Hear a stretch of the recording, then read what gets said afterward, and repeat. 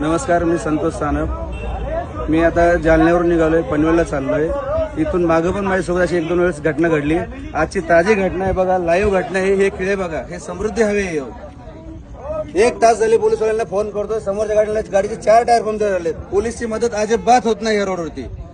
इथून मागं पण 2 वेळा, आता पण फॅमिली सोबत आहे. हे बघा, पूर्ण रस्ता जाम झाला. हे बघा, पोलीस इथे उभे. अजिबात आता आलेत पोलीस. हे खेळ दाखव, दाखव खेळ. पूर्ण खेळांजवळ उभे. इकडे घे, इकडे.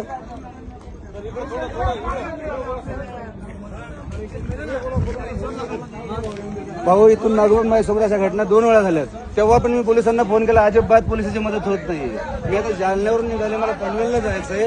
हा बघा रस्त्यामध्ये हजारो खेळ ठोके, एवढे खेळ ठोकासवर चाललंय काय?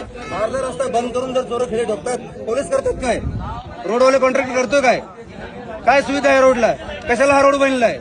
हा समृद्धी एका लोकांचा जीव घ्या रोड बनलाय, तेच समजत नाही. व्हिडिओ व्हायरल करा हे आणि हे दाखवा या पोलिसवाल्यांना. अजिबात पोलिसची मदत होत नाही या रोडला.